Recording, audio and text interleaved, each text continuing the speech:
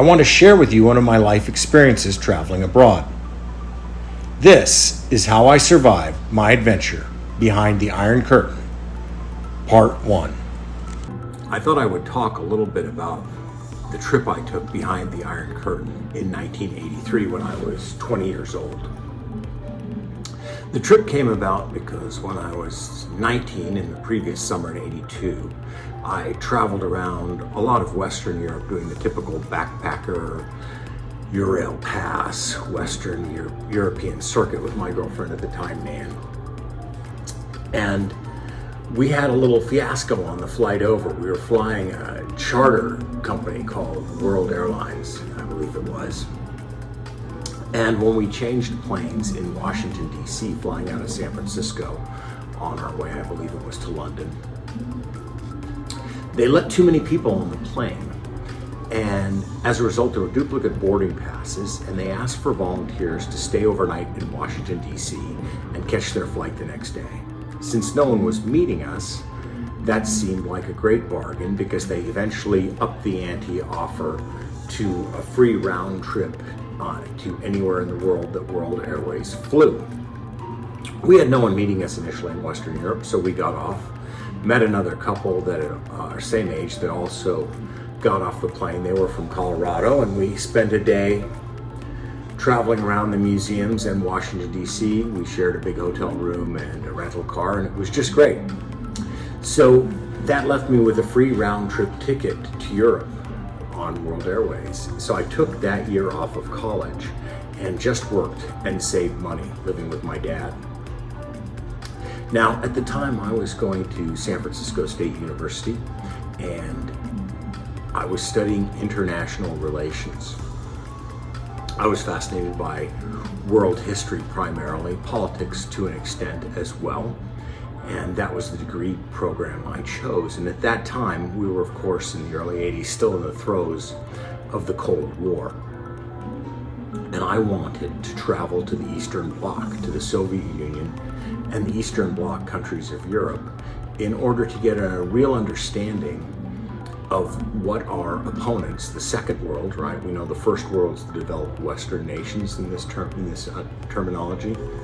The Communist Bloc being primarily Russia, Eastern Europe, Cuba, North Korea, China, and their scattered satellite states that they had under control were the Second World. And the Third World was the developing, what we call now the developing nations. So I felt it was necessary for me to be successful at my degree to travel to the capital of the Second World's Eastern European bloc, that being Moscow.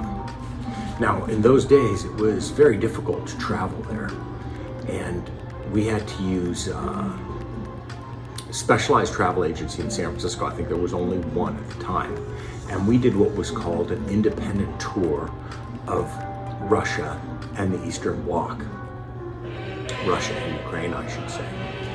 And it took months of preparation. It was quite expensive. All our transits by rail in and out of the country and our flights within the Soviet Union had to be pre-booked and prepaid. Passports had to be mailed off for visas to different embassies across the United States. And in the end, it all got prepared and planned, and we flew in.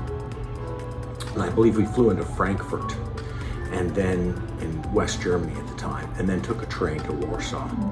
Now, Poland was the first stop on this trip, and there was a specific reason for that. And that was that when I was a teenager, my parents used to kind of foster foreign exchange students out of Stanford University, because I grew up in Palo Alto. And so this program had local American families hosting foreign students that were particularly coming from the Eastern Bloc or developing countries that had limited funds, and to give them some support in terms of the cultural integration required, give them a place to go during holidays, because their scholarships to Stanford did not include things like money for a flight back home for Christmas.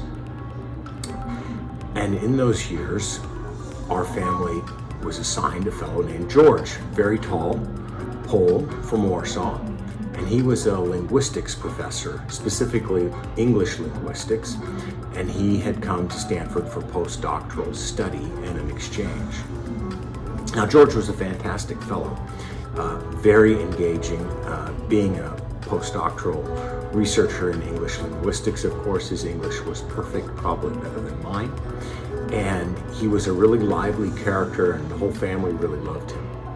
So a few years later, when I had the idea to go to the East Bloc, it was arranged through my parents to get me in contact with George. And we were able to stay, Nan and I, in George and his wife and child's apartment. And that's one of the pictures you see is the typical family apartment block in Soviet-era Warsaw. And one of the pictures is Nan and George standing on the balcony while I'm taking a picture. So we had quite some adventures there.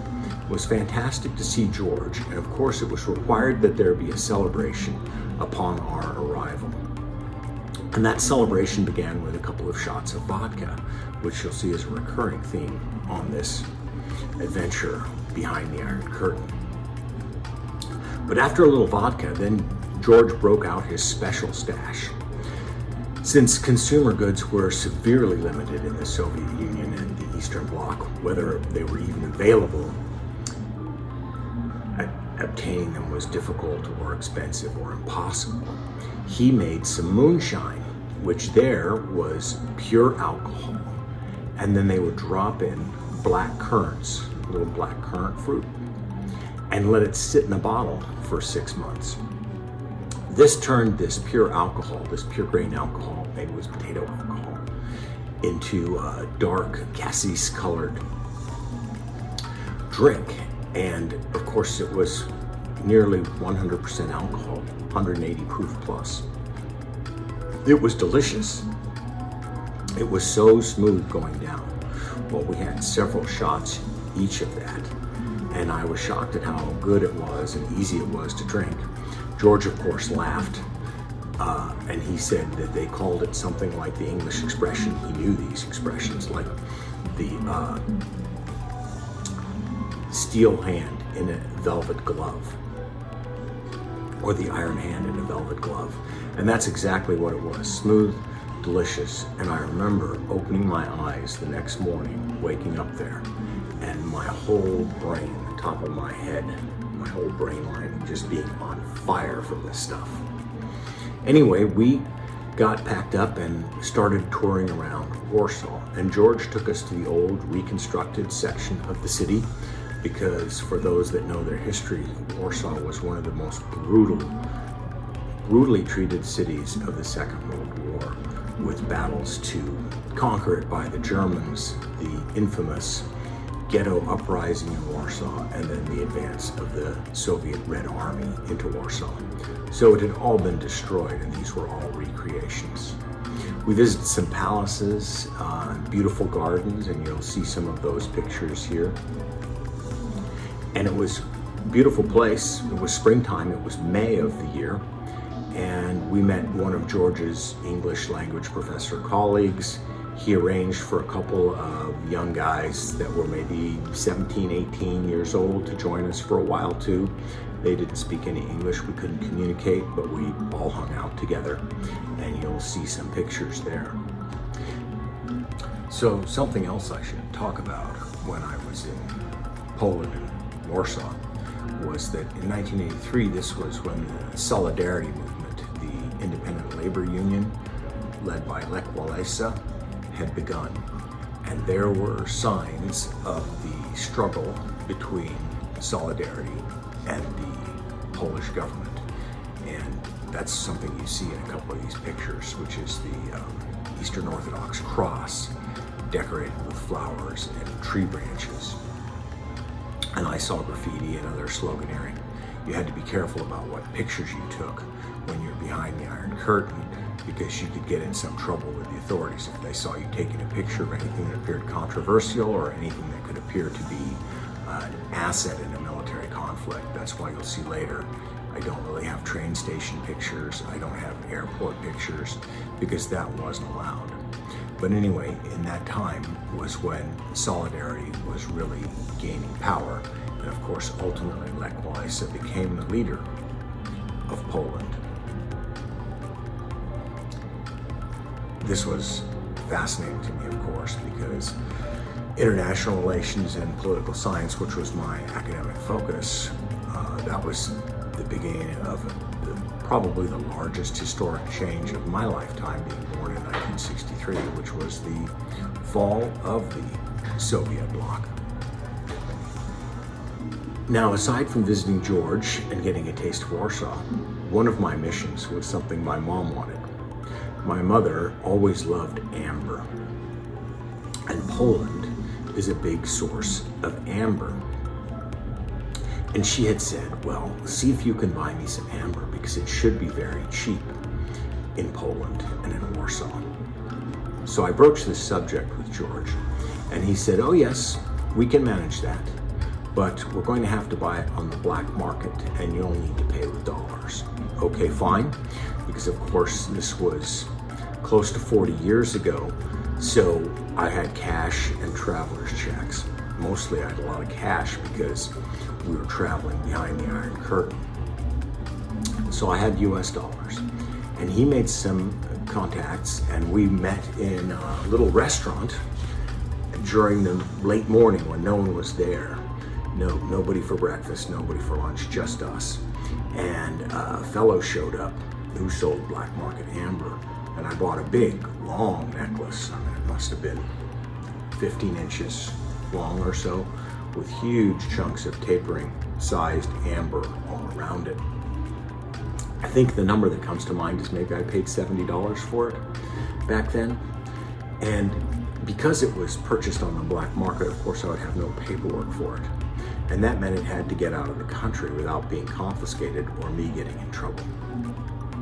And this was the advice that George gave me, and I followed. He said, you're gonna hide the amber necklace in your luggage somewhere, and you're gonna put a little bit of money in there with the necklace. That way, if a customs inspector finds it, they will just take the money and leave the amber. And this is exactly what I did. So we enjoyed several days in Warsaw as guests of George, and then it was time to head on. So we had a train ticket from Warsaw all the way through to Moscow, and it was really quite fantastic. We took the train, and as instructed, had hidden the amber and the money, and it wasn't found. I should talk a little bit about crossing the frontiers of the East Bloc in those times. So when we would cross a frontier, for instance, when we entered Poland, when we crossed from Poland to the Soviet Union, and later when we exited the Soviet Union, they would send customs agents and guards, security, border guards, on board the train. Because we were Westerners and traveling independently, we were often put in a private compartment, although sometimes it was just general seating. But the routine was that when they would approach us, these border guards and officials, they would politely peek over and say the word diplomatic, because it was very rare for people to travel independently behind the Iron Curtain in those days. And their assumption, seeing two younger people traveling like that, is that we were the children of diplomats. So when I would tell them, no diplomatic, and show them the regular passport, non-diplomatic passport, now suddenly we were subject to all the normal border controls and restrictions.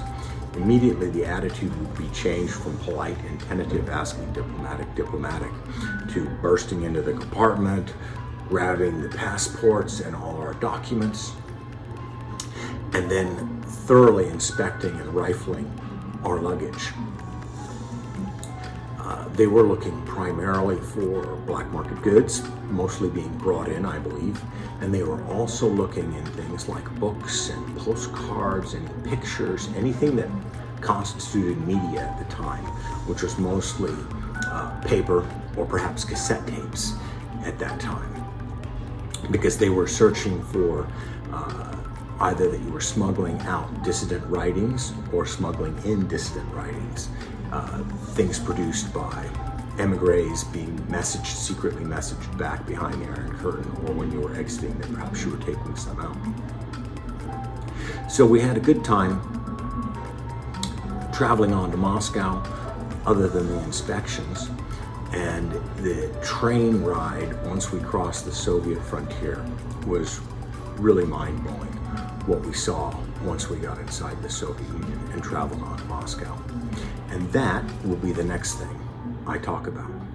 Hope you've enjoyed this. Bye. So do me a favor, hey?